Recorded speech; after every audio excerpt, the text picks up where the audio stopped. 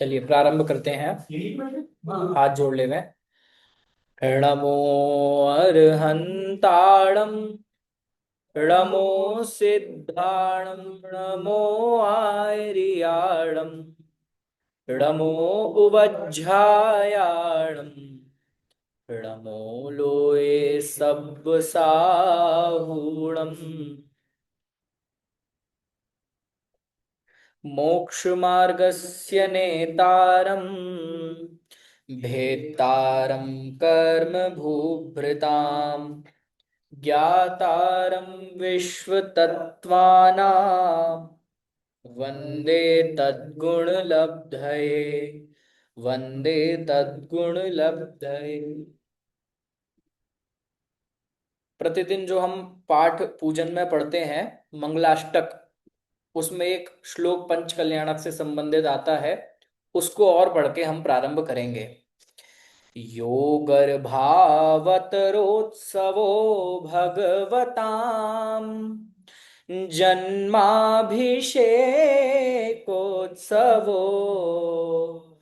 यो जातः परिनिष्क्रमेण विभवो, यः केवल ज्ञानभाक्, यः कैवल्यपुरप्रवेश महिमा, सम्पादितः स्वर्गिभिः, कल्याणानि च तानि पञ्च सततम्, कुर्वन्तु ते मङ्गलम्, कुर्वन्तु नः मङ्गलम्।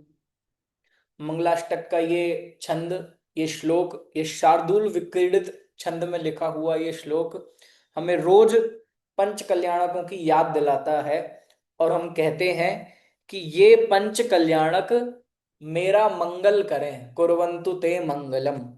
यो गर्भावतरोत्सवो भगवताम, भगवान का गर्भावतार उत्सव, फिर जन्माभिषेकोत्सवो, भगवान का जन्माभिषेक उत्सव, यो जातः परिनिष्क्रमेण, निष्क्रमण कल्याणक, तप कल्याणक, विभवो, यह केवल ज्ञान भाग, केवल ज्ञान भगवान का मंगलकारी हो, और यह कैवल्यपुर प्रवेश महिमा, संपादितः स्वर्ग भी, जो कि स्वर्ग के देवों द्वारा संपादित किया जाता है, ऐसे ये पंच कल्याणक ये हमारे लिए कुर्वन्तु नः मंगलम, ये मेरे कल्याण करने वाले हों। साधर्मियों, हम प्रसंगवश श्री वर्धमान ज्ञान तीर्थ ग्रेटर नोएडा में संचालित, वहां पर निर्मित सुंदर जिनालय और उसकी पंच कल्याणक प्रतिष्ठा, जो कि बहुत नजदीक अब आती जा रही है, 25 नवंबर से 30 नवंबर तक आयोजित ये पंच कल्याणक प्रतिष्ठा महोत्सव, जो कि वर्धमान ज्ञान तीर्थ में ही आयोजित होगा, जिसका आमंत्रण पत्रिका भी आप सबके कर कमलों में पहुंची और जोर शोर से आपको आमंत्रण भी दिया जा रहा है। लेकिन उसके पूर्व हमने एक ये विशेष उपक्रम सोचा कि जब पंच कल्याणक के बारे में आप जानेंगे, उसका स्वरूप जानेंगे, तो आपको पंच कल्याणक देखने में भी मजा आएगा कि अब गर्भ कल्याणक है तो इसमें क्या होता है, अब स्वप्न दिखाए जा रहे हैं तो इसमें क्या होता है। अभी हमारे, अब खुद इंद्र जो बने हैं, अब किसी इंद्र को कुछ नाम दिया है, किसी इंद्र को कुछ नाम दिया है।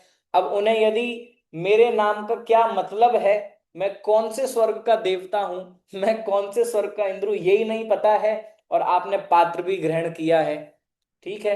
तो इन सब के बारे में बहुत डिटेल्ड चर्चा सब चीजों पे करेंगे। हो सकता है कि आपके बहुत सारे प्रश्न भी हों, आपके अलग अलग प्रश्न होंगे कि, हाँ वो YouTube पे लाइव नहीं हो पाया है, Zoom पे चल रहा है और मैंने रिकॉर्डिंग उसकी कर दी है, तो YouTube पे बाद में अपलोड हो जाएगा। किसी टेक्निकल डिस्टरबेंस से YouTube पे लाइव नहीं कर पाया हूँ, Zoom पे चल रहा है। तो इन सब चीजों के बारे में जब हम जानेंगे, तब हमें उत्सुकता होगी कि पंच कल्याणक किसे कहते हैं और पंच कल्याणक में हमें जाना है। अब मैं ये देख रहा था, ये जो पत्रिका आप सबके हाथ में पहुंची है, ठीक है, अब इसमें भी हमने लिख रखा है कि इस समय पर नांदी विधान होगा, इस समय पर याग मंडल विधान होगा, और आप देखो विधि अध्यक्ष विराजमान होंगे, फिर कभी घट यात्रा होगी, कभी 56 कुमारियों का नृत्य होगा, कभी शांति जाप होगा। मतलब ऐसे ऐसे नाम दे रखे कि हमें पता ही नहीं है उसमें क्या होगा। तो हमें एक्साइटमेंट भी नहीं है कि भाई हम उसमें जाएंगे, नांदी विधान करेंगे और इंद्र प्रतिष्ठा करेंगे, क्या क्या करेंगे, क्योंकि नाम ही ऐसे ऐसे दिए हुए हैं तो हमें पता नहीं पड़ता। फिर इसके बाद जो भगवान के पंच कल्याणक से संबंधित घटना है, सबसे पहले रत्न वृष्टि हो रही है, 16 स्वप्न माता दिख रही है, फिर जुलूस निकल रहा है, पांडुक शिला पर जा रहे हैं, ये सब एक्चुअल में कैसे होते हैं और हम कैसे मनाते हैं, ये दोनों तीनों चीजों पे चर्चा करेंगे। ठीक है। और आप सबके जितने प्रश्न हो आप कक्षा के अंत में पूछिए, उस सबके समाधान आपको अगली कक्षा में मिल जाएंगे। ठीक है। क्लास के एंड में आप कोई भी पंच कल्याणक से रिलेटेड कैसा भी क्वेश्चन आपको लगता है कि मैं कोई चीज रह गई, क्योंकि इतनी सारी चीजें हैं, इतना बड़ा एक इवेंट है कि उसमें हो सकता है कि कुछ कुछ रह भी जाए, तो आप लोगों को करना है कि आपको जिज्ञासा है कि ये लोकांतिक क्या होता है तो आपको पूछना है, आपको जिज्ञासा है कि ये अष्ट देवी क्या होता है तो आपको पूछना है। मैं तो अपने क्रम से चलता चला जाऊंगा, और आपको जहां जो जैसा जो समझना हो आप मुझे बता देना बीच में। हालांकि मैं भी कोशिश करूंगा कि हर चीज को हम गर्भित करें। तो इसका नाम है पंच कल्याणक। सीधी सीधी बात है, पंच मतलब पांच, और कल्याणक माने जो कल्याण करे, कल्याण को करने वाला। तो जन्म तो हर व्यक्ति लेता है, गर्भ हर व्यक्ति का होता है, और उसमें से गिने चुने तप भी करते हैं, लेकिन एक ऐसे जीव का जन्म और तप जो जगत के जीवों के लिए कल्याणकारी हो, सबके लिए प्रभावना का निमित्त हो, उसको कहते हैं तीर्थंकर। अब कोई कहे कि ये मोक्ष जाने की प्रक्रिया जो है, भाई मोक्ष जाना है, मोक्ष बहुत पर्सनल चीज है। मोक्ष, मेरा मोक्ष होगा इससे आपको कोई फायदा? भाई मेरे कर्मों का नाश होगा इससे आपको किसी को कोई फायदा नहीं। इसलिए अनंत अनंत जीव ऐसे ही मोक्ष चले जाते हैं बिना कोई हल्ला गुल्ला करे, बिना किसी को कुछ बताए। लेकिन अब जब सब अपने आत्म कल्याण के बारे में सोचें, तो फिर जगत का कल्याण कैसे हो, तीर्थ प्रवर्तन कैसे हो? तो इसके लिए व्यवस्था है कि जब जब भी इस धरती पर चाहे अवसर पणी हो, चाहे उत्सर पणी हो, जब भी चौथा काल लगता है, चौथा काल माने दुखमा सुखमा काल लगता है, विधेय क्षेत्र में हर समय चौथा काल रहता है। तो जब भी चौथा काल लगता है तो 24 तीर्थंकरों का अवतार होता है, और उन 24 तीर्थंकरों के माध्यम से इस धरती पर निर्दोष जिन शासन की प्रभावना होती है। भाई मेरे को पता है आत्म कल्याण का मार्ग, अब मैं क्या करूं? मैं अपना आत्म कल्याण करूंगा तो जगत का तो कुछ लाभ इसमें होगा नहीं, और मैं कर करा के मोक्ष निकल जाऊं। अब दुनिया को कैसे पता चले? तो दुनिया को पता चलाने के निमित्त से जिनकी ऐसी तीव्र भावना होती है कि सबका कल्याण हो, सबको पता चले, सबको पता चले, ऐसी प्रभावना की तीव्र जिसको भावना होती है वो तीर्थंकर बनते हैं। और तीर्थंकर प्रकृति के निमित्त से, तीर्थंकर प्रकृति तो हालांकि केवल ज्ञान होने पे उदय में आती है, उसके पहले से ही कितना हल्ला गुल्ला होता है वो सब हम अब देखने वाले हैं। तो आइए प्रारंभ करते हैं। सबसे पहला पॉइंट, बिल्कुल पॉइंट टू पॉइंट चलूंगा मैं, ये हम कक्षा की शैली में लेंगे, क्लास की शैली में लेंगे, ये प्रवचन की शैली में थोड़ा कम रहेगा। ठीक है। तो देखिए, सबसे पहले हमें दो चीजों में अंतर जानना है। एक तो आपने जो पूछा, एक तो पंच कल्याणक और दूसरा प्रतिष्ठा। ठीक है। पंच कल्याणक अलग चीज है और प्रतिष्ठा अलग चीज है। पंच कल्याणक तो वो है जो चौथे काल में हुए थे। पंच कल्याणक तो वो है जब साक्षात तीर्थंकर थे तब उनका जन्म हुआ तो जन्म कल्याणक हुआ। लेकिन अभी जो आप पत्रिका पे छापे हो वो पंच कल्याणक महोत्सव नहीं छापे हो, वो क्या छापे हैं? पंच कल्याणक प्रतिष्ठा महोत्सव छापे हैं। इसका क्या मतलब है कि हम पंच कल्याणक कैसे कर लेंगे पंचम काल में, जब तीर्थंकरों का ही सद्भाव नहीं है तो पंच कल्याणक कैसे होंगे? लेकिन लेकिन जब तीर्थंकरों का सद्भाव नहीं है, फिर भी हम मूर्ति में तीर्थंकर देखते हैं। जब समवसरण का सद्भाव नहीं है तो भी हम जिन मंदिर को समवसरण का रूपक देते हैं। ऐसे ही जब साक्षात तीर्थंकर का अभी सद्भाव नहीं है, उनके पंच कल्याणकों का सद्भाव नहीं है, तो हम मंत्रों के माध्यम से, स्थापना निक्षेप के माध्यम से प्रतिष्ठा करते हैं। प्रतिष्ठा शब्द का अर्थ है स्थापना। क्या है? स्थापना। अब स्थापना निक्षेप एक एक न्याय शास्त्र की टर्म है। स्थापना निक्षेप क्या होता है कि किसी का नाम हमने महावीर रख दिया तो वो महावीर हो गया, किसी का नाम शांति रख दिया तो वो शांति हो गया, जिस किसी का नाम ऋषभ रख दिया तो वो ऋषभ। अब नाम रखने से तो वो तीर्थंकर नहीं हो जाएगा, इसको कहते हैं नाम निक्षेप। ऐसे ही एक प्रकार का निक्षेप है स्थापना निक्षेप, कि किसी भी चीज में मंत्र आदि के माध्यम से ये बात लोक से स्वीकार करा ली गई कि ये ऐसा ही है। अब हम इन मूर्ति के साथ बिल्कुल तीर्थंकर जैसा व्यवहार करते हैं कि मानो साक्षात तीर्थंकर यही है। तो इन तीर्थंकर मान के ही हम ये मूर्ति पूजते हैं, इसको कहते हैं स्थापना निक्षेप। बिल्कुल, है ना। ये देखो नया शब्द है, प्राण प्रतिष्ठा। मानो, हाँ, मानो ये जड़ की पुद्गल की मूर्ति में प्राणों की प्रतिष्ठा की जा रही हो। ठीक है, हिंदू टर्मिनोलॉजी में भी है ये। बिल्कुल बिल्कुल। अब मैंने जैन टर्मिनोलॉजी में प्राण प्रतिष्ठा नहीं पढ़ा है, प्रतिष्ठा जरूर पढ़ा है। ठीक है, हाँ, वो भी कोई दिक्कत नहीं है। बिल्कुल बिल्कुल। तो अब ये पंच कल्याणक क्या है? पंच कल्याणक एक सामान्य से जड़ पुद्गल की मूर्ति में तीर्थंकरत्व की, अरहंत पने की स्थापना, प्रतिष्ठापना, प्रतिष्ठा करने का नाम है प्रतिष्ठा महोत्सव। ठीक है, तो दो चीजों में अंतर समझ में आना चाहिए। एक तो पंच कल्याणक और पंच कल्याणक प्रतिष्ठा। हम पंच कल्याणक नहीं मना रहे हैं, हम पंच कल्याणक का प्रतिष्ठा महोत्सव कर रहे हैं। ठीक है, तो एक चीज हुई। ये किस आधार से, जनागम के किस तथ्य के आधार से किया? कि स्थापना निक्षेप।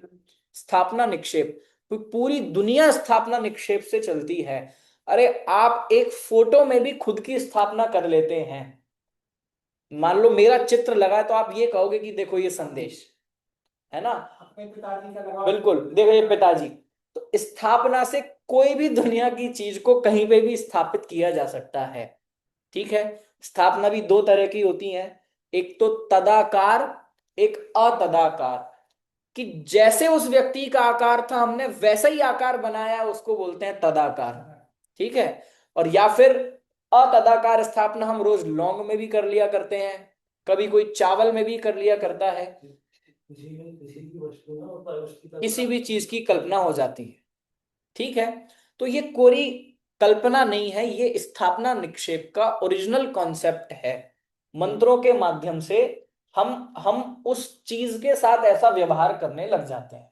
ठीक है, जब जब स्थापना करते हैं तो आप लोगों ने देखा होगा कि वो ठोने में स्थापना करते हैं, उसको बाद में इतने विनय से समर्पित करते हैं, और उसमें जो साथिया लगा होता है उसको माथे पे भी लगा लेते हैं उसको धो के। समझ में आया? आपने देखा क्यों?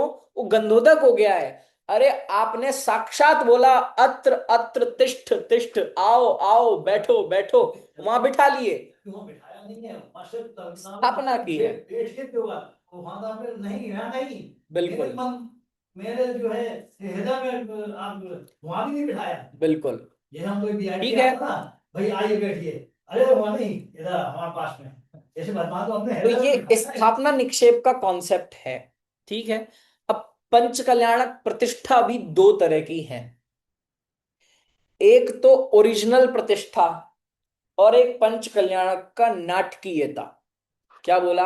आप लोगों को याद रखना है ना। और अब ये मैं एकदम क्रम से बता रहा हूं, आप लोगों में से जो चाहे तो उसके नोट्स भी बनाए। मैं भी खुद पूरी तैयारी के साथ आया हूं नोट्स बना के। सबसे पहले पंच कल्याणक और पंच कल्याणक प्रतिष्ठा में अंतर हो गया। दूसरे नंबर पे पंच कल्याणक प्रतिष्ठा में भी दो तरह की चीजें चल रही होती हैं। एक तो वो चीज जो कमरे में अंदर बंद प्रतिष्ठाचार्य मंत्र आदि देकर उस प्रतिमा को अरहंत बना देते हैं। और एक वो जो मंच पर सभाएं दिखाकर, नाटक दिखाकर, नृत्य दिखाकर और ये सब जुलूस निकालकर उस पंच कल्याणक का नाटक किया जाता है। स्वांग, वो ओरिजिनल में पंच कल्याणक नहीं है। फिर से वो प्रतिष्ठा नहीं है जो मंच पे आप, मतलब ओरिजिनल में तो प्रतिष्ठा आप देख ही नहीं पाओगे। क्यों? क्योंकि प्रतिष्ठा दिखाने यदि सब लोगों को भेज दिया तो प्रतिष्ठाचार्य मंत्र भी ना पढ़ पाए और वो प्रतिष्ठा अधूरी रह जाए। क्योंकि उनको वो मंत्र इतने शुद्ध परिशुद्ध बोलने की आवश्यकता होती है संस्कृत के मंत्रों को, कि यदि वो भीड़म भड़क्का में और इतने टेंशन में पढ़े जाएंगे तो वो ठीक से पढ़ भी नहीं पाएंगे। ठीक है, तो एकांत में वो मंत्र पढ़े जाते हैं। फिर पब्लिक के लिए क्या? भाई प्रतिष्ठा तो मूर्ति पर कुछ मंत्रों को पढ़ के हो गई, अब पब्लिक के लिए भी तो कुछ बताओ, पब्लिक को कैसे लगे कि हाँ ये प्रतिष्ठित हुए हैं। ठीक है, तो उसके लिए नाटक किया जाता है, मंचीय नाटक किया जाता है। वो बिल्कुल बकायदा वैसे करेंगे कि मानो साक्षात तीर्थंकर का जन्म हुआ है, तो घंटे बजाएंगे, जयकारा लगाएंगे, जुलूस निकालेंगे, पांडुशिला बनाएंगे। बिल्कुल वो सब करेंगे। बस बिल्कुल ध्यान से सुनना, वो प्रतिष्ठा नहीं है, वो नाटक है। प्रतिष्ठा वो है, अब जैसे केवल ज्ञान हुआ, तो केवल ज्ञान होने पर आप नाटकीयता में क्या दिखाओगे कि स्टेज पर बढ़िया पेंटर आएगा और वो समूह बढ़िया बना जाएगा और मंच से दिव्य ध्वनि खिलवा देंगे। लेकिन जो ओरिजिनल प्रतिमा में अरहंत पने के संस्कार होंगे वो प्रतिष्ठाचार्य मंत्रों के माध्यम से देंगे। समझ में आया? तो इस तरीके से एक एक चीज जो मंत्रों के माध्यम से एक कमरे में बंद एकांत में दी जाती है, वो है असली प्रतिष्ठा मंत्रों के माध्यम से। लेकिन अब मान लो एक कमरे में बंद किसी कल की आई मूर्ति, उस पे कोई भी छू रहा था, कोई भी कुछ भी कर रहा था, और कल की आई मूर्ति उस पे प्रतिष्ठाचार्य ने एक दिन में सारे मंत्र पढ़ दिए और विराजमान कर दिया। अब इसमें वो मूर्ति तो बिल्कुल वैसी पूज्य है जैसे पूरे पंच कल्याणक आयोजन करके, लेकिन पब्लिकली उसकी घोषणा, पब्लिकली सब जगह उसकी अवेयरनेस कि अब ये मूर्ति प्रतिष्ठापना होने जा रही है सब जगह। अब वो पंच कल्याणक देख के इतनी महिमा आ जाएगी कि देखो अब तब कल्याणक हो रहा है, अब ज्ञान कल्याण, ओहो अब मोक्ष हो गया, यही साक्षात भगवान है। अब इनकी महिमा आती है कि अब हम इन्हें पूजते हैं। समझ में आया? तो दोनों की आवश्यकता है। एक तो जो मंत्र विधि से प्रतिष्ठापना की जाती है वो तो कमरे में बंद की होके होती है। हाँ, यदि किसी मूर्ति पर सिर्फ मंत्र विधि से प्रतिष्ठापना हुई है और बड़ा पांडाल लगा के और सब लोगों को बुला के उसका आयोजन नहीं भी हुआ है, तो भी वो मूर्ति प्रतिष्ठित पूजनीय होती है। बिल्कुल नहीं, खैर निश्चय व्यवहार तो नहीं कह सकते, लेकिन ठीक है, भाव आप समझ रहे हैं। बिल्कुल बिल्कुल, कोई दिक्कत नहीं है। अब कुछ लोग होते हैं जिनके पास 5 दिन का लंबा चौड़ा समय नहीं है, वो 2 दिन की वेदी प्रतिष्ठा कर लेते हैं। नहीं, फिर उसमें ये प्रतिष्ठा, हाँ। अंदर बैठा के करते हैं उसको, और सारी क्रियाएं कैसे करवाएंगे, जैसे जन्माभिषेक ये सब भी एक्चुअल में मंत्रादि क्रियाओं से होता है। बिल्कुल। आदरणीय हमारे प्रतिष्ठाचार्य महोदय अभिनंदन जी भाई साहब, उन्होंने एक इसके लिए ग्रंथ लिखा है, मंगल प्रतिष्ठा पीयूष। उसमें पंच कल्याणक का वर्णन नहीं है, उसमें पंच कल्याणक प्रतिष्ठा का वर्णन है। उसमें उन्होंने लिखा है कि जब भगवान का गर्भ होता है तो ये वाला मंत्र दिया जाता है, सब कुछ एक एक मंत्र भी उन्होंने उसमें लिखे हैं। अपन नहीं कह सकते कि अपन को प्रतिष्ठा करवाने में तभी मात्र अपन पंच कल्याण भगवान। हाँ, अब आप देखो कि कोई चाहे तो कोई आयोजन होता है, 10 लक्षण होता है, तब वो इंद्र सभा लगा लेते हैं। तब वो क्यों? एक बात मैं आपसे ये कहता हूँ, हाँ, पंच कल्याणक में माता पिता की भी स्थापना होती है। वो भी बता रहा हूँ अभी, अभी क्रम से आ रहे हैं, हर चीज पे आ रहे हैं, हर चीज इसमें बताऊंगा। तो ये बात महत्वपूर्ण है कि पंच कल्याणक में एक तो जन सामान्य के लिए किया जाने वाला आयोजन, और एक मूर्ति में मंत्रों के द्वारा की जाने वाली अरहंत तत्व की प्रतिष्ठा। ठीक है, ये दो चीज आपको समझ में आई होंगी। अब प्रॉब्लम वही है कि यदि सिर्फ सब कुछ मंत्रों से ही कर लिया जाए तो लोग लौकिक जनों में वैराग्य के परिणाम कैसे जगें। कितने ही लोग तब कल्याणक के दिन वैराग्य धारण करते हैं, उनको लगता है कि ये तीर्थंकर दुनिया भर का राजपाट छोड़ के 1 मिनट में जंगल को निकल गए। तो ये जो दृश्य दिखाई जाते हैं, इससे ही तो एक्चुअल में वैराग्य के परिणाम बनते हैं सबके। ठीक है, अब जो चौथे काल में हुआ था उस समय तो एक्चुअल में जब तीर्थंकर जब वन की ओर जा रहे थे तो उनको देखकर कितने लोगों के भाव भीग गए थे और कितने साथ ही साथ चल दिए थे। अब वही लाभ यदि आज लेना हो तो आयोजन का महत्व है। समझ में आया। लेकिन कदाचित कहीं की परिस्थितियां ऐसी हों कि भाई यहाँ पे अभी इतना बड़ा आयोजन नहीं किया जा सकता, धन की इतनी सार्थकता नहीं है, या और संसाधनों की सार्थकता नहीं है, इतना उसका बल नहीं है, तो साधारण रूप में भी कोई एक दिन का कार्यक्रम करके प्रतिष्ठाचार्य को बुला के मंत्र विधि से करवा सकता है, उसमें कोई दिक्कत नहीं। ठीक है, ये बात हुई। अब पंच कल्याणक कब होते हैं तो मैंने बताया कि चतुर्थ काल में पंच कल्याणक होते हैं। चतुर्थ काल मतलब सुख दुखमा सुखमा काल। एक ही दिन में एक दिन में कम से कम 2-3 दिन तो लगेंगे ही। अब वो प्रतिष्ठाचार्य जी के ऊपर है, आप 3 दिन लगा लो, 4 दिन लगा लो, 5 दिन लगा लो। उसकी तो अब जैसे, क्या हाँ, अब जैसे मैं बताऊं कि हम भी जैसे एक्चुअल में पूरा मनाना है तो आप 8-10 दिन का मनाओ। जो ज्ञान कल्याणक वाला दिन होता है उसमें सुबह के समय पे तो वो मुनिराज होते हैं, तब कल्याणक मनाते हो आप, आहार करते हो, है ना, और फिर शाम के समय पे उनको केवल ज्ञान हो जाता है। तो ये सब हमारे मंत्रों से की हुई प्रतिष्ठापना के आधार पे हम फिक्स कर सकते हैं। ठीक है, अब वो मुहूर्त आदि के अनुसार जो शुभ मुहूर्त है उस हिसाब से आप डेट फिक्स करके आप कर दो। ठीक है, लेकिन अभी जो हम यहाँ करने जा रहे हैं वो पूरा भव्य आयोजन के साथ पूरी देश दुनिया में इस बात का डंका बजा के, शंख बजा के, ढोल बजा के ये बताएंगे कि हम हमारे यहाँ पे भगवान की प्रतिष्ठा करने जा रहे हैं। ठीक है, तो हम इस प्रारूप में कर रहे हैं। अब देखिए, पंच कल्याणक जो होंगे उसमें आपको बार बार 3 शब्द सुनने में आएंगे। ठीक है, पंच कल्याणक के स्वरूप पे हम थोड़ा सा बाद में आएंगे, मैं भूमिका जमा रहा हूं। पंच कल्याणक में आपको 3 शब्द सुनने में आएंगे। एक तो विधि अध्यक्ष, क्या बोलो, विधि अध्यक्ष, एक होता है विधि नायक, और एक है मूल नायक। ठीक है, ये 3 शब्द सुनने में आएंगे। अब कोई पूछ सकता है कि आपने तीर्थ तो वर्धमान का बनाया है और पंच कल्याणक आप पार्श्वनाथ भगवान के कर रहे हो, तो इसमें कोई दोष नहीं है। हमने जो विधि नायक को बनाया है वो भगवान पार्श्वनाथ की मूर्ति है। मतलब अब देखो, सारी प्रतिमाओं को ले जाके तो जुलूस निकाल के पांडुक शिला पे नहीं ले जा सकते, सारी प्रतिमाओं के साथ बिल्कुल सेम वैसी विधि तो नहीं की जा सकती। तो एक विधि नायक प्रतिमा को चुना जाता है और उस प्रतिमा के साथ हर छोटी छोटी छोटी छोटी क्रिया की जाती है, और उसके माध्यम से नायक मतलब उसके माध्यम से सब प्रतिमाओं पर भी वही सब चीज अंडरस्टूड समझी जाती है। इसलिए एक विधि नायक की जरूरत होती है जो छोटी प्रतिमाओं और उसको लेके जाया जा सके।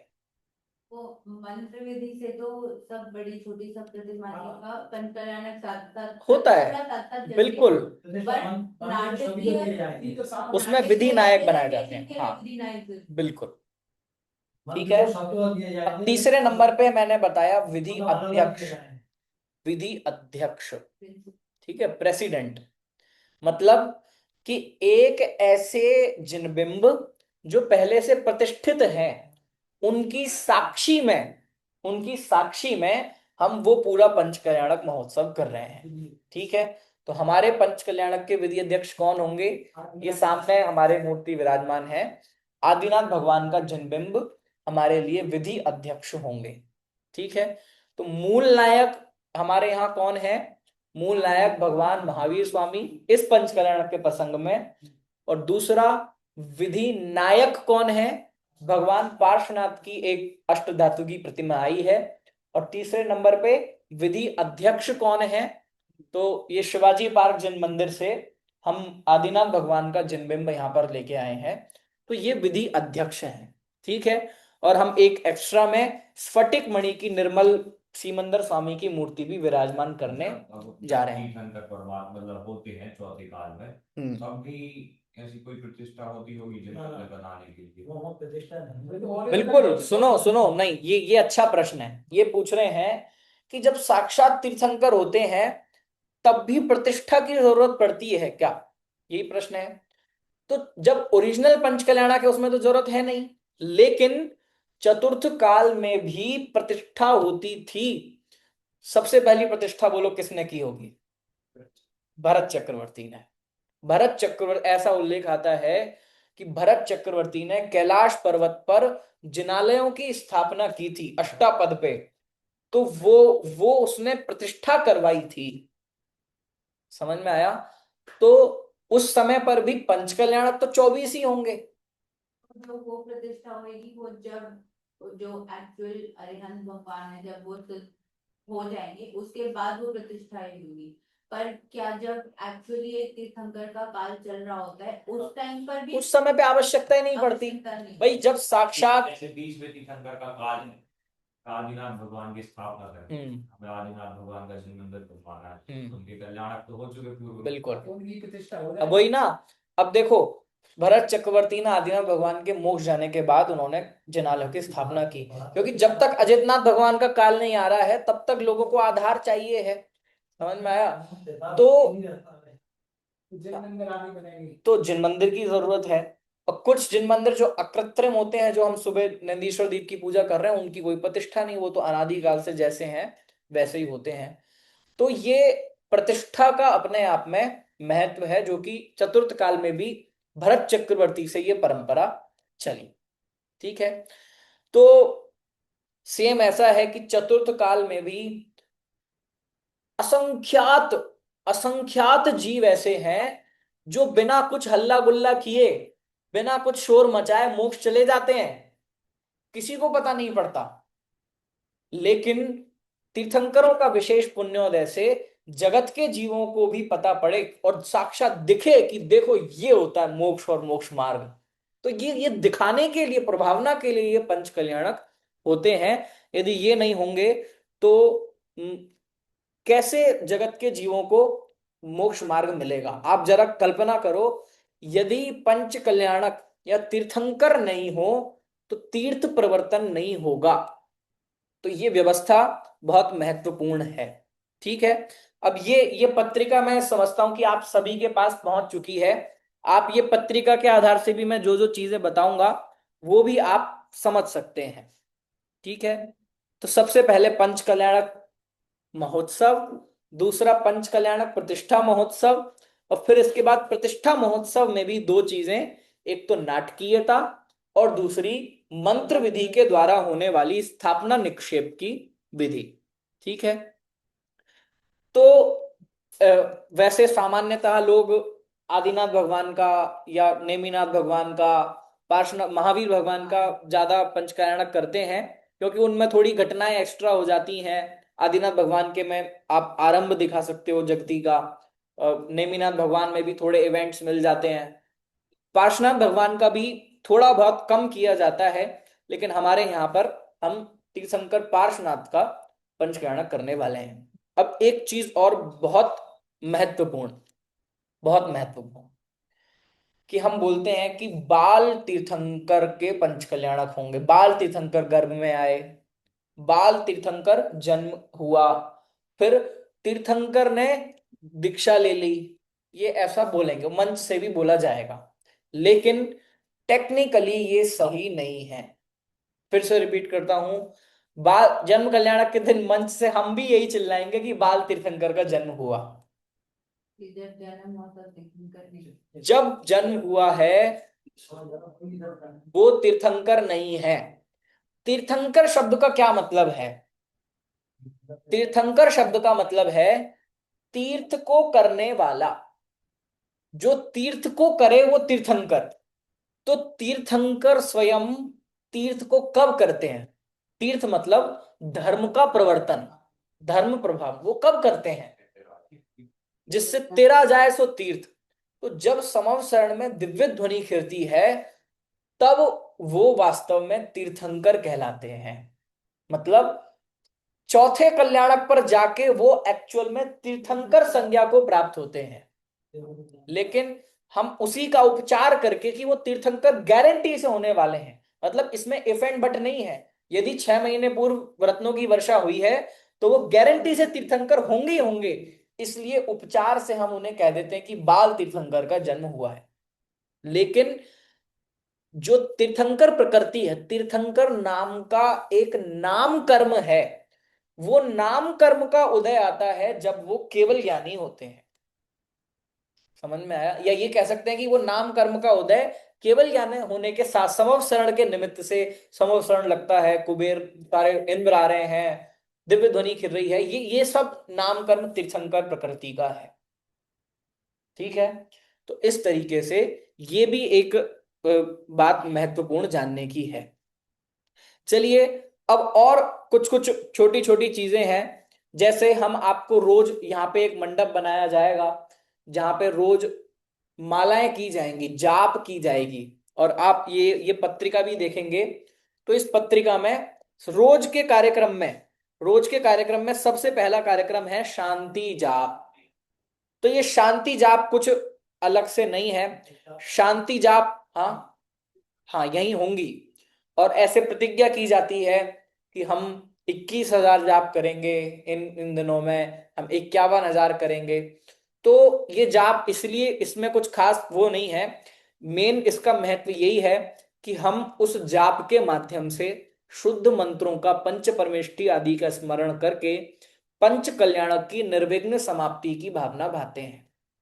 बस ये शांति जाप का महत्व है। अच्छा, इसमें ये स्त्रियां नहीं बैठ सकती, नहीं, ऐसा नहीं है, ऐसा नहीं है। एक हाँ ठीक है, दो तरह के होते हैं। एक तो धोती दुपट्टा, जेंट्स भी धोती दुपट्टा पहन के ही, शुद्ध वस्त्र पहनकर ही वहां पे उस मंडप में जाकर वो माला करते हैं और एक एक लौंग चढ़ाकर वो अपनी मालाएं गिनते हैं। लेकिन सामान्य रूप से सभी लोगों को प्रातःकाल माला भी कराई जाती है। लेकिन जो एक प्रॉपर मंडप बना के विधि पूर्वक जो होती है वो धोती दुपट्टा पहनकर शुद्ध वस्त्रों में होती है। हाँ, अब तो जहां भी फिक्स करें हम उसमें यंत्र स्थापना करते, यंत्र हाँ समक्ष जो है। ठीक है। फिर इसके बाद ध्वजारोहण, एक एक चीज करके आ रहे हैं, सब चीजों पे आएंगे। ध्वजारोहण, अब ये ध्वजारोहण भी क्यों किया जाता है कि ध्वज दूर से ही दिख जाए कि क्या हो रहा है, कि किस किस चीज की बात चल रही है। ये एक प्रतीक चिन्ह होता है। कहीं पर भी तिरंगा दिख जाए तो इसका मतलब भारत का कहीं ना कुछ अस्तित्व है, या तो भारत के लोग आए हैं या भारत की भूमि है या कुछ है। पहले चतुर्थार में जब ध्वज तो देखता इंद्र जो बेमाने बिल्कुल इंद्र होते थे, उस ध्वज को देखता उस समूह की ओर आ जाते थे। नहीं, ऐसा कुछ नहीं है, ऐसा कुछ नहीं है। वो तो अवधि ज्ञान से सौदामिंद्र को पता चल जाता है और कुबेर को आज्ञा मिल जाती है। नहीं नहीं, ऐसा नहीं है। ये तो सामान्य धर्म ध्वजा प्रभावना के निमित्त से होती है, और दूर से ही जो जिन धर्म की सूचक होती है, जैसे तिरंगा जो कि भारतीय ध्वज है और भारतीयता का सूचक है, इसलिए ये ध्वजा आरोहण किया जाता है कि अब इस क्षेत्र में मानो जिन धर्म की स्थापना होने वाली है, जिन धर्म की प्रभावना होने वाली है। ठीक है, इसीलिए इसमें ना पचरंगा ध्वज नहीं फहराते। हाँ इसमें अपना जैन केसरिया, केसरिया पचरंगा भी फहराए तो इसमें कोई दिक्कत नहीं है, वो भी जैन धर्म का ही वो है।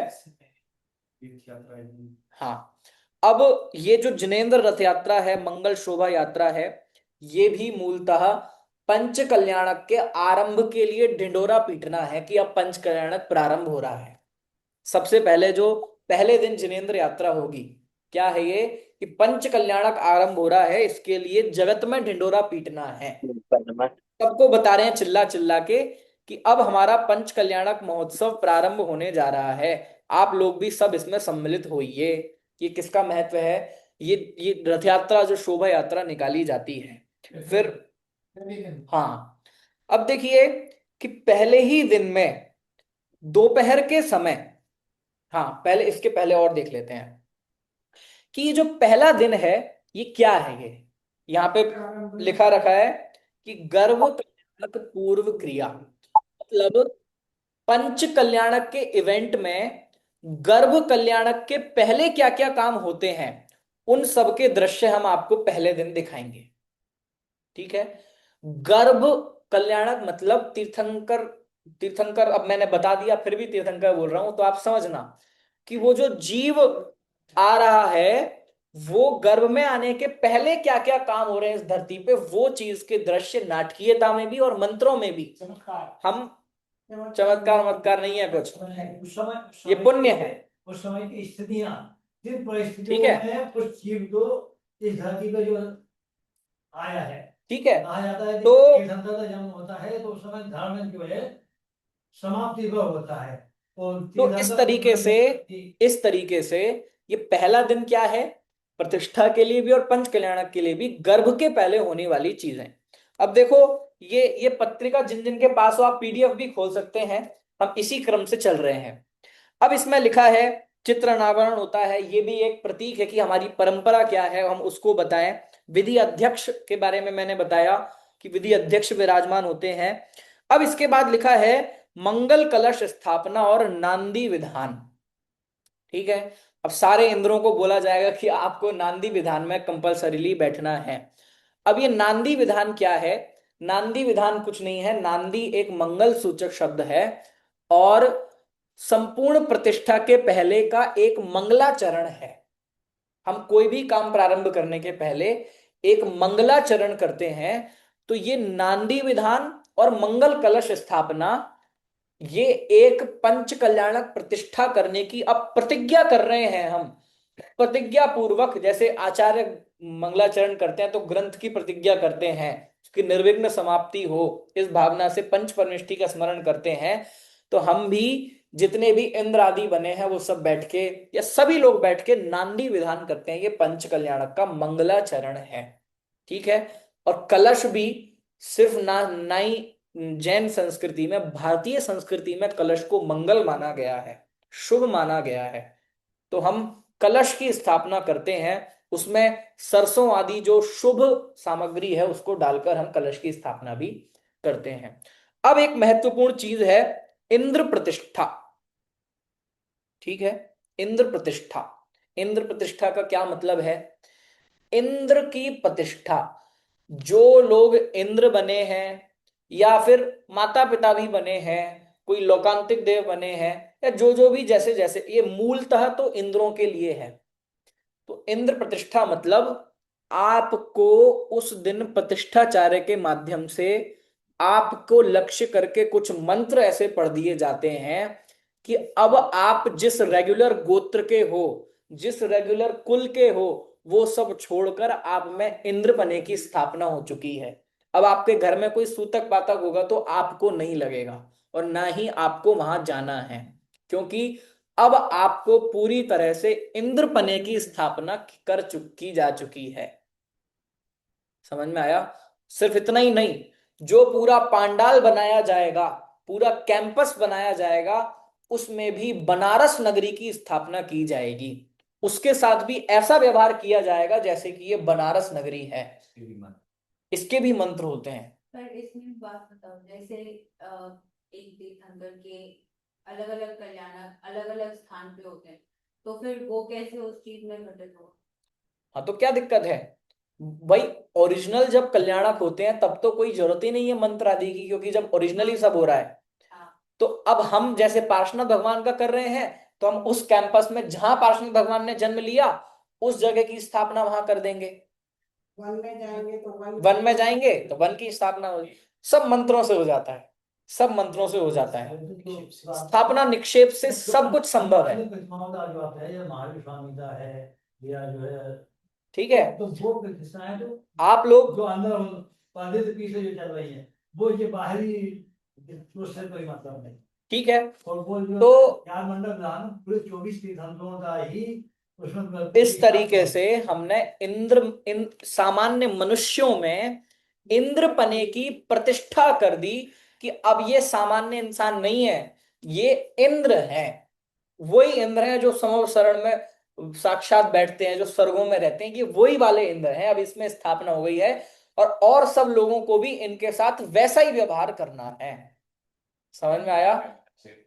अब घर से कोई संबंध नहीं है। ध्यान दें, जितने इंद्र सुन रहे हैं, अब उनको 5 दिन के लिए पहले दिन हमारे प्रतिष्ठाचार्य जी मंत्रों के द्वारा इंद्र बना देंगे।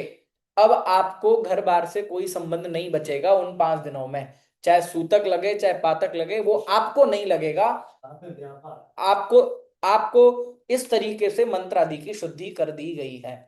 ठीक है। अब आपका व्यापार भी इंद्रों वाला होगा। इंद्र का व्यापार क्या है कि वो पंच कल्याणक का आयोजन करते हैं। ठीक है।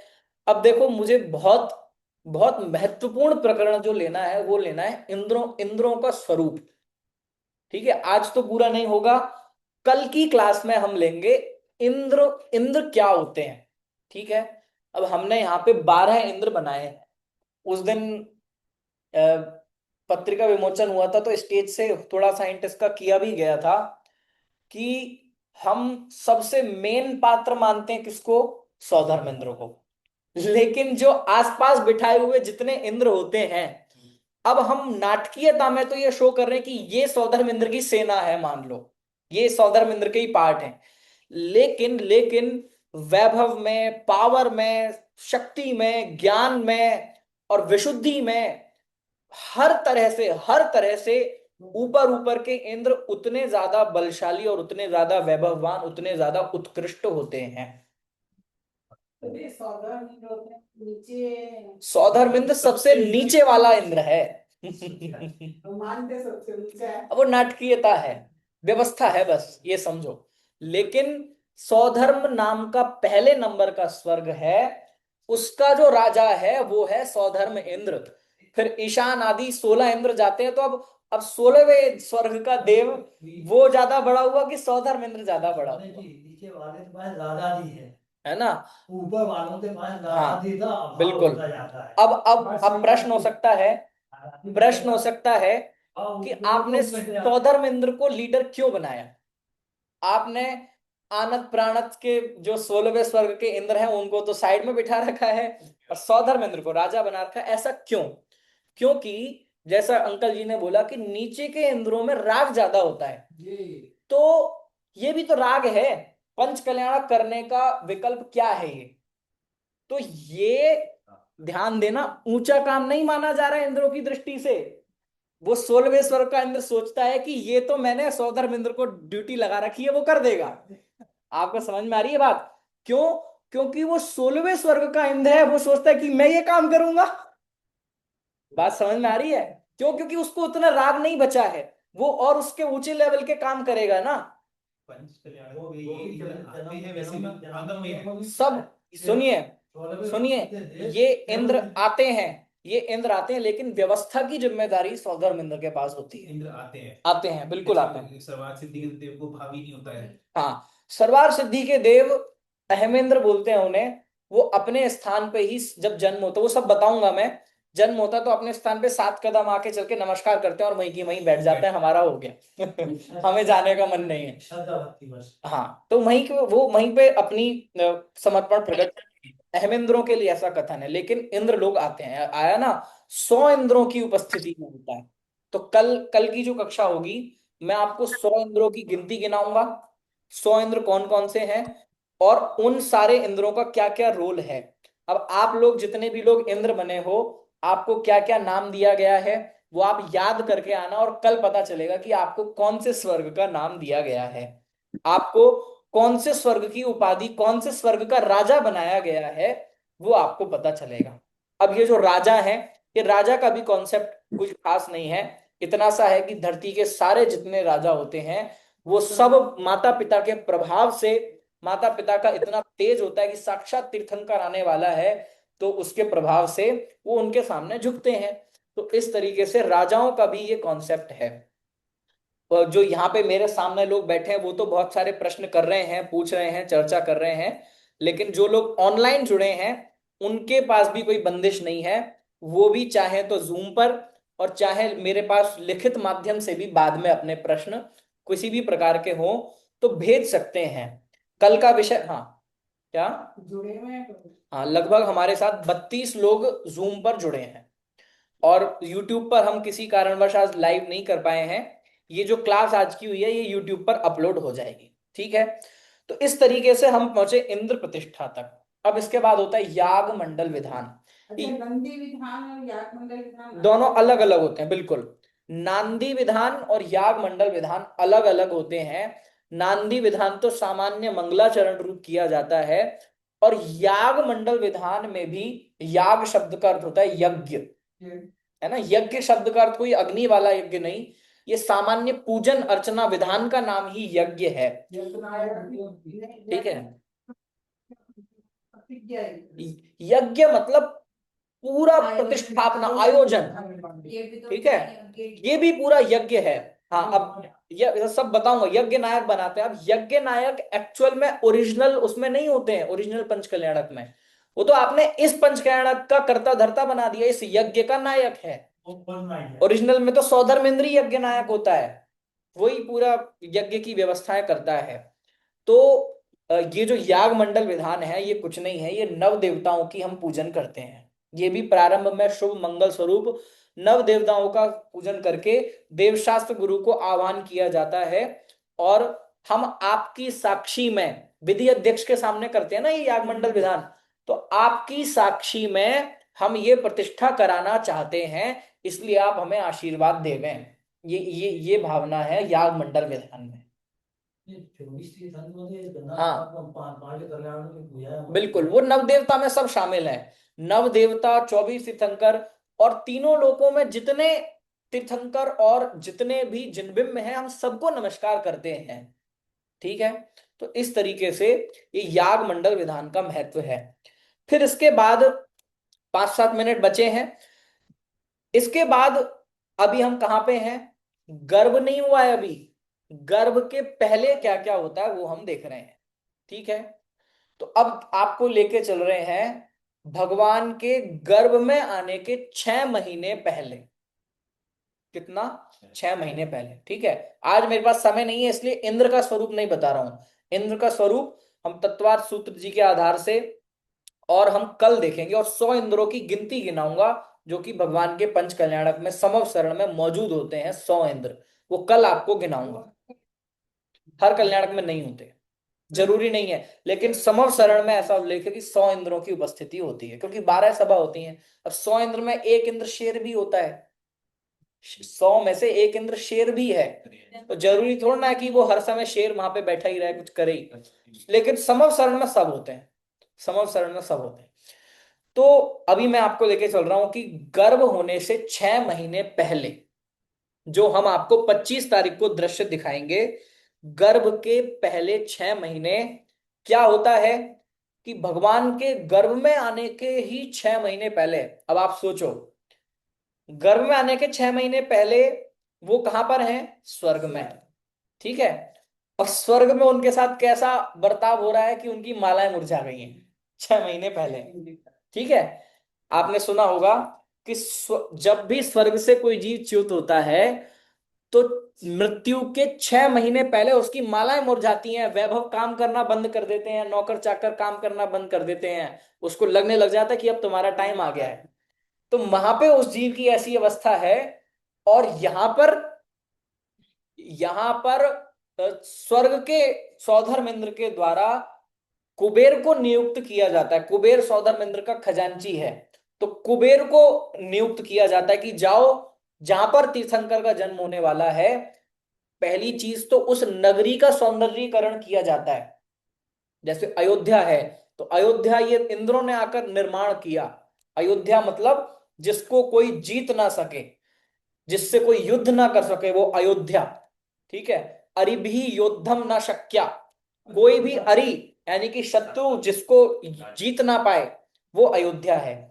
तो ऐसे ही पार्श्वनाथ भगवान के प्रसंग में क्या हुआ कि बनारस नगरी का सौंदर्यीकरण, जगह जगह सौंदर्यीकरण, उसके परकोटे बनाए गए, महल बनाए गए, ये सब 6 महीने पहले पहले और उसके पहले बनारस में नहीं क्या? बनारस तो था, लेकिन मैंने बोला ना सौंदर्यीकरण कर दिया, लेकिन लेकिन अयोध्या नगरी का निर्माण का जो उल्लेख आता है वो आदिनाथ भगवान के समय उन्होंने ही आके निर्माण करी अयोध्या नगरी के संदर्भ में। उसके बाद वो नगरी हाँ रहेगी। हाँ, वो रही ना, वो रही, बार बार थोड़ा निर्माण करेंगे, लेकिन वो विच्छुत्ति हो गई, तो उसके बाद जो भी उसका सौंदर्यीकरण, मतलब यहाँ पे तीर्थंकर का जन्म होने वाला है, मतलब ये दुनिया की सबसे उत्कृष्ट राजधानी है ऐसा। एक चीज और कि टेक्निकली नियम के अनुसार सभी तीर्थंकरों का जन्म अयोध्या में ही होता है, लेकिन हुंडा उत्सर्पणी पंचम काल के प्रभाव से अन्य अन्य स्थानों पर भी तीर्थंकरों के जन्म हुए, जैसे पार्श्वनाथ भगवान का बनारस नगरी में जन्म हुआ। ठीक है, तो ऐसे अलग अलग स्थानों पर भी भगवानों के जन्म हुए। आपको यदि जानने की इच्छा हो तो आप बाद में मेरे से पूरा क्रम भी ले सकते हैं कि किस भगवान का जन्म किस नगरी में हुआ। ठीक है, मैं आपसे एक बात निवेदन कर रहा हूँ जी। कि कल से एक कल पंच कल्याणक के ऊपर एक दो भजन भी होना चाहिए डेली। जरूर जरूर और का जरूर, पंच कल्याण जैसे भरत कल्याण आज ही ले लेंगे, आप चिंता नहीं करो। भैया का अनुरोध है कि रोज हमारे में उत्साह भरे कि अब पंच कल्याणक आने वाला है। तो जैसे शादी के एक महीने पहले किसी का विवाह होता है, तो एक महीने पहले से ही सब की सब ढोल नगाड़े बधाइयां महिलाएं चालू कर देती हैं। तो हमारे यहाँ पे भी तीनों लोगों के नाथ का आगमन होने वाला है। हम भी रोज भक्ति गीत करके उसकी भावना भाएंगे। अभी मैं बात समाप्त करूंगा 6 महीने पूर्व की रत्न वृष्टि पर। तो सौधर्मेंद्र आदेश देता है किसको? कुबेर को, कि जाओ। वो अवधि ज्ञान से जानता है कि यहाँ पर तीर्थंकर का अवतार होने वाला है, जो कि पूरे जगत के, पूरी दुनिया के कल्याण करने वाले होंगे, ऐसे तीर्थंकर का अवतार होने वाला है। तो वो कुबेर को आज्ञा देता है कि जाओ रत्नों की वर्षा करो। तो वो रत्नों की वर्षा होती है कब?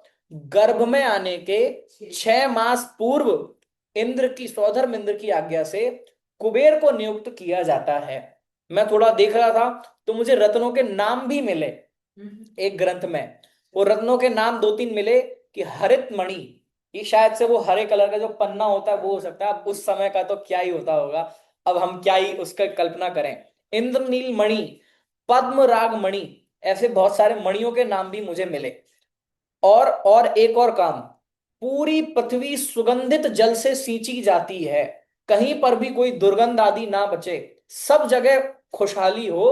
तो इसलिए पहला तो रत्न बरसाए जाते हैं कि जो रत्न राजा लोग तिजोरियों में छिपा छिपा के रखते हैं, वो प्रतिदिन 3-3 समय, सुबह दोपहर शाम, कितने 3.5 करोड़ रत्न बरसाए जाते हैं एक बार में।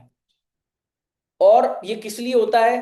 कि यहाँ पर कोई अमीर गरीब नहीं है, यहाँ पे सबके यहाँ खुशहाली है। हर व्यक्ति अपने आप में खुश है, किसी के पास धन कम ज्यादा नहीं। तो ये पूरी धरती पर कोई गरीबी ना बचे, पूरी धरती पर कोई रोग ना बचे, इसलिए सुगंधित जल से सींचा जाता है। पूरी धरती पर सब जगह खुशहाली हो, इसलिए रत्न बरसाए जाते हैं। समझ में आया?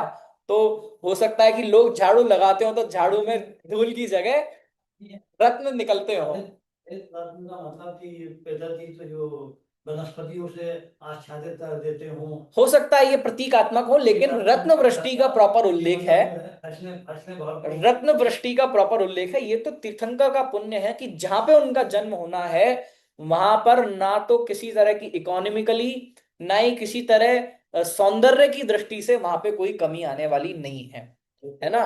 तो हम भी वर्धमान ज्ञान तीर्थ में इसकी पूरी जोर शोर से तैयारियां कर रहे हैं, और हमारे सौधर्म इंद्र ने आज्ञा दे दी है, तो पंडाल बनना भी चालू हो गया है हमारे यहाँ पर। बनारस नगरी का सौंदर्यीकरण हमारे यहाँ पे प्रारंभ हो गया है। कितने 3 दिन हुए हैं? 3 दिन पहले ही, 1 महीना शेष रहने पर, हाँ 22 तारीख को तैयार ये सौधर्म इंद्र स्वर्ग से पूरा सौंदर्यीकरण करने का सामान ले आए थे। और उसके 1 आध दिन बाद ही हमारे यहाँ पर 25 तारीख को बनारस नगरी का निर्माण आरंभ हो गया है। तो आप लोगों को वैसा ही उत्साह होना चाहिए कि मानो अब साक्षात 6 महीने बाद साक्षात बाल तीर्थंकर का अवतार हमारे यहाँ पे होने वाला है। मैंने बातों बातों में 2-3 फैक्ट्स बोल दिए। एक तो रत्न वृष्टि कितने समय होती है? 3 समय होती है। और कितने रत्न बरसाए जाते हैं? इसकी संख्या है 3.5 करोड़ रत्न, ये संख्या परिमाण है। समय क्या है तीनों का? ठीक है, ये सामान्य रूप से मुझे पढ़ने में नहीं आया, लेकिन ऐसा बोलते हैं कि सुबह दोपहर शाम संधि कालों में होता है। ठीक है, लेकिन अभी मेरे को कहीं लिखित उल्लेख प्रमाण पढ़ने में नहीं आया कि उसका एग्जैक्ट समय क्या है, लेकिन 3 समय होती है, इतना पक्का है। और 3.5 करोड़ की संख्या के परिमाण से होती है। ठीक है, तो इस तरीके से हमने ये आज 6 महीने पूर्व क्या होता है वो देखा। अभी एक चीज और बची है, 6 महीने पूर्व में ही इंद्रों में सभाएं होने लगती हैं कि ये क्या हो रहा है, क्या होगा। वो लोग तीर्थंकर के आगमन की तैयारियों के लिए मीटिंग्स करने लग जाते हैं, जिसको हम इंद्र सभा बोलते हैं। तो अब इतना बड़ा आयोजन होना है तो स्वर्ग में पूरे मीटिंग्स लगती हैं कि तुम्हें ऐरावत हाथी बनना है, तुम्हें रत्न बरसाने हैं, तुम्हें ऐसा करना है, तुम्हें ऐसा करना है। सबकी ड्यूटी बांट- सब कुछ होता है। इसको इंद्र सभा बोलते हैं कि इंद्रों में भी चर्चाएं चलने लग जाती हैं। नीचे धरती पर जब रत्न बरसेंगे तो सबको पता चलेगा कि क्या हो रहा है, क्या हो रहा है। तो धरती वाले भी देखते हैं कि ये क्या हो रहा है। समझ में आया? माया भी जो सेवा में आ जाए। हाँ, उसके बारे में भी बताऊंगा। 56 कुमारी ये सब मेरी लिस्ट में है। राजा रानी, इंद्र इंद्राणी, अष्ट देवी, लोकांतिक देव, 56 कुमारी, मात, सब मैं बताऊंगा एक एक करके। आप लोग बस पेशेंस से सुनो, मजा आएगा। ठीक है, तो 6 महीने पूर्व एक और जो चीज होती है वो होती है 16 स्वप्न। ये भी 6 महीने पूर्व। ये एक्चुअल में गर्भ कल्याणक का पाठ तो माना जाता है, लेकिन गर्भ के पहले होने वाली चीज है। क्या? 16 स्वप्न। 16 स्वप्न जो तीर्थंकर की माता है उसको रात्रि के समय पर 16 स्वप्न दिखाई देते हैं। अंतिम प्रहर में, रात्रि के अंतिम प्रहर में 16 स्वप्न दिखाई देते हैं। वो 16 स्वप्न सभी तीर्थंकरों की माता के सेम होते हैं। और वो 16 स्वप्न वो जो देखती है, उसको देखने के बाद सुबह इतने उल्लास से भर जाती है और तीर्थंकर के होने वाले पिता को जाकर बताती है कि ऐसे ऐसे मैंने 16 स्वप्न देखे। और 16 स्वप्नों के जानकर अपने ज्ञान से, अवधि ज्ञान लगाकर वो ये जानते हैं कि साक्षात तीर्थंकर का अवतार यहाँ पर आपको भी अपने ज्ञान होता है। पिताजी को। हाँ जी, बिल्कुल। तीर्थंकर स्वयं 3 ज्ञान के धारी होते हैं, स्वयं जन्म से। तो तो गर्भवती रहती होंगी जब उनको। हाँ, बिल्कुल बिल्कुल। अब वो जो 16 स्वप्न है उसमें जैसे सूर्य देखा तो वो पिता बताएंगे कि वो बालक सूर्य के समान दैदीप्यमान हो, मतलब उसका कैसा स्वरूप होगा, दूध के समान वो स्वरूप 16 स्वप्नों के माध्यम से बताते हैं। तो कल की क्लास का जो टॉपिक है, सबसे पहले हम 16 स्वप्न और उसके अर्थ और फल देखेंगे। फिर इसके बाद इंद्रों का क्या स्वरूप है, कल हम इंद्रों के स्वरूप के बारे में भी चर्चा करेंगे। तो इस तरीके से आज हमने ये जो पहले नंबर का पेज है 25 नवंबर को जो हम करने वाले हैं, उसमें जो जो चीजें मेरे को सामने दिख रही हैं वो हमने किया। अब चीजें तो इतनी हैं कि बड़े बड़े पुराणों में पंच कल्याणकों का वर्णन है कि हम उनको पढ़ेंगे तब जाके एक एक चीज छोटी छोटी विस्तार से समझ में आएगी कि कैसा क्या माहौल होता होगा। हम तो जो मुख्य मुख्य घटनाएं हैं उनको यहाँ पर ले रहे हैं। इस तरह आज हमने ये पहला दिन हमने अपनी चर्चा में सेलिब्रेट किया और कल हम 16 स्वप्नों के बारे में जानेंगे और इंद्रों का स्वरूप भी कल की क्लास में हम जानेंगे। ठीक है, किसी को कुछ कहना हो तो अभी अंत में कह सकते हैं। जैसे अपन 24 पुराण है जो हम्म जैसे स्वरूप लिखा है, हम्म तो थोड़ा सा उसके माध्यम से भी ले सब सकते उसी के माध्यम से है। हैं। हाँ, बिल्कुल। 24 मैं जो आपको बता रहा हूं वो मैं अब संस्कृत के श्लोक नहीं पढ़ के सुनाऊंगा, क्योंकि जो लोग आए हैं वो उठ के भाग जाएंगे। हाँ, तो मैं जो आपको विषय प्रस्तुत कर रहा हूं वो उसके आधार भी बता देता हूं। मूलतः तिल्लोय पन्नति ग्रंथ है, फिर इसके बाद महापुराण, आदि पुराण, पद्म पुराण, हरिवंश पुराण और आचार्य जयसेन का प्रतिष्ठा उनका जो ग्रंथ है, इन ग्रंथों के आधार से मैं ये सब प्रस्तुत कर रहा हूं। आप लोगों का पूरा अधिकार है कि आपने ये बात बताई तो ये कहाँ लिखी है, ये हमें बताओ। तो आपका पूरा अधिकार है ये जानने का कि आपने ये चीज बताई तो ये किस ग्रंथ के आधार से बताई, तो मैं आपको बताऊं, ठीक है? लेकिन आप पूछोगे नहीं तो नहीं बताऊंगा। 24 पुराण लेके आप पार्श्वनाथ भगवान का जो चित्र है वो फिर देखेंगे, वो वो फिर देखेंगे। चलिए। जय जिनेंद्र भैया, हाँ, जय जिनेन्द्र, बोलो। आप कल लोकांतिक देव के बारे में बताना। हाँ, ठीक है, आप लोकांतिक देव बने हो। लोकांतिक देव का स्वरूप हो सकता है हम परसों, परसों लोकांतिक देव का स्वरूप भी। आपने आज जो सुना आपको अच्छा लगा? हाँ, चलो बहुत बढ़िया। देखो ये छोटा सा बच्चा पूरा 1 घंटा बैठ के सुन रहा है। तो इस तरीके से और भी किसी को कोई बात कहनी हो, पूछनी हो, कल की क्लास में आप और कुछ एक्सपेक्ट कर रहे हो कि आप ये भी बता देना, ये भी बता देना, तो आप बोल सकते हैं अभी हैंड रेस करके, तो हम उस। आपने अति सुंदर व्याख्या की, बहुत अच्छा लगा। चलिए बहुत सुंदर। अभी तो आप व्याख्या सुन रहे हैं, फिर साक्षात भी सब दृश्यों को देखेंगे बहुत तो और आनंद आएगा। बहुत बढ़िया। ठीक है। और आप सब लोग जो इंद्र बने हैं, उनकी जिम्मेदारी है वो हफ्ते में एक बार यहाँ पे आए, देखें क्या तैयारी चल रही है। आप मेहमान बहुत नहीं हैं, आप मेहमान नहीं है कि आप उसी दिन आएंगे 25 तारीख को डायरेक्ट मंच पे स्टेज पे मिलेंगे आपसे। आप तो इसके आयोजन करता है। अब अब वो आप सारे, भाभी कह रही कि सारे इंद्रों ने मिलकर सौधर्म इंद्र को जिम्मेदारी दे दी है कि आप ध्यान करना और हम आपसे सब कोऑर्डिनेट करते रहेंगे। ठीक है। सब इंद्रों की जिम्मेदारी है, सब जो राजा लोग बने हैं उनमें भी चर्चा का माहौल होना चाहिए कि क्या हो रहा है। आप यहाँ आए, यहाँ पे रोज स्वाध्याय चल रहा है, हम रोज गीत करेंगे, हम रोज उत्सव जैसा मनाएंगे कि अब 6 महीने भी नहीं बचे हैं, अब तो कुछ दिन बचे हैं, और रत्न वृष्टि और हर चीज का रूपक हम यहाँ करेंगे। तो आप लोग भी पत्रिका की मेरा पीडीएफ अभी शेयर मेरा कर। भी एक सुझाव है। हाँ जी। मेरा भी एक सुझाव है कि प्रवचन से पहले और प्रवचन के या तो बाद में एक पंच कल्याणक की भक्ति रोज होनी चाहिए। वाह बिल्कुल बिल्कुल। दोनों बोले। पापा बोल रहे हैं कि अरे संजीव जी सोने पे सुहागा, ये भक्ति आप ही करेंगे रोजाना। यज्ञ नायक जी ने अब वो व्यवस्था भी सौंप दी है, क्योंकि पूरी जो प्रतिष्ठा के, देखो जो ओरिजिनल पंच कल्याणक के नायक है वो तो सौधर्मेंद्र है, मतलब करता करता, लेकिन इस प्रतिष्ठा की व्यवस्था के जो नायक है वो हमारे यज्ञ नायक जी हैं। पापा को बोला आप सुनाओ। चलिए। हाँ जी, जय जैन सभी को। हाँ बोल रहे हैं। प्रतिष्ठा महोत्सव आ गया, देखो देखो देखो जी आनंद छा गया। सभी बोले प्रतिष्ठा महोत्सव आ गया, देखो देखो देखो जी आनंद छा गया। पुण्य उदय है आज हमारे, धरती पर श्री पार्श्व पधारे। पुण्य उदय है आज हमारे, धरती पर श्री पार्श्व पधारे। ज्ञान स्वभाव हमें भा गया, देखो देखो देखो जी आनंद छा गया। ज्ञान स्वभाव हमें भा गया, देखो देखो देखो जी आनंद छा गया। प्रतिष्ठा महोत्सव आ गया, देखो देखो देखो जी आनंद छा गया। कल से प्रॉपर लेंगे जो पूरा भजन है, आज तो ऐसे ही बोल दिया।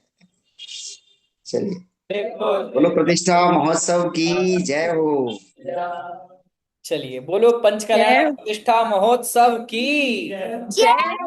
इस तरह अब हम अपनी माइंडसेट करना चालू कर दें।